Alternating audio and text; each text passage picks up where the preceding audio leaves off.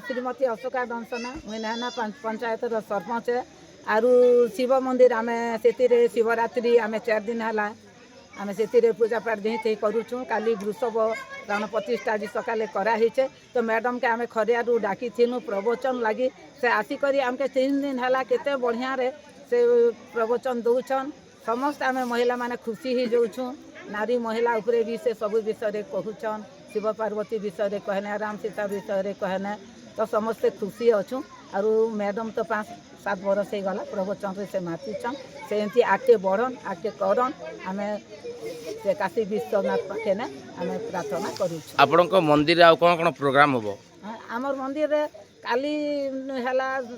2टा रु 5टा पर्यंत भजन संध्या चलीचे 5टा रु 9टा पर्यंत प्रवचन चलीचे तार पछे आमे पाला डाकिछु अर्जुन छतिरिया भाई के आमे पाला करबार लगी आमे ताके आज निमंत्रण करिछु से आसीछन वर्तमान भजन सरला प्रवचन सरला एबे वर्तमान निकेनु सेटा पाला हेबा काली भी हेबा 4 दिन प्रोग्राम आमे रखिछु काशी विश्वनाथ मंदिर रे आपण मान के समस्त के अनुरोध समस्ते आसन काली शिवरात्रि रोचे उजागर रहेमु भजन संध्या हेबा प्रवचन हेबा पाला हेबा रात्रि उजागर सबे करमु मु समस्त के अनुरोध करूचे कोटि कोटि नमस्कार करूचे। मो ना होची सुवर्ण कुमारी मो होची जोगीसड्डा ग्रामर झियो आउ खड़ियाल रो बहु आउ एठारे मोर प्रवचन दिगरी बहुत जनाशुना मोर नाम रही से मु निजक धन्य मन करुचे प्रवचन क्षेत्र में किसी आग को प्रसार करने नीलाचल निवासाय नित्याय परमात्मने बलभद्र सुभद्राभ्याम जगन्नाथाय ते यही प्रवचनर अर्थ है प्रभुंकर वचन प्रभुंकर कथामृत कहवा द्वारा जो वचन बाहर ताको ही प्रवचन कहुए। ये प्रवचन माध्यम आमे शुणी शुणी गोटे श्रोता ही दिने वक्ता होता है शुणी शुणी से ता मन में उत्कंठा जागृत हुए आउ से चाहिए वक्ता हो पारे यहाँ मु निज अनुभूति कहूँ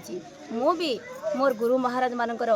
प्रवचन शुणी शुणी आज किसी कहबार सौभाग्य पाई पारी तो ये प्रवचन द्वारा आमे समाजर जनकल्याण निश्चित भाव में कर समाजर अमानसिकता को दूर कर आउ जो समाज निंदनीय काम गुड़िक हूँ प्रवचन द्वारा आम सचेतन कर भगवान पुराण शास्त्र गुड़ी को अनुकरण कर आम तार निष्कर्ष बाहर कर आम मानव समाज कर्तव्य कौन आम पाई मो प्रवचन कह 4-5 वर्ष हो गला आउ मो अनेक जगार बरगढ़ अंबाबुना ये नेहना ग्राम खरियार रे आउ रानीमुंडा एमती अनेक जगार मु कहीकि प्रभुंकर वचन प्रचार प्रसार दिगरे निजको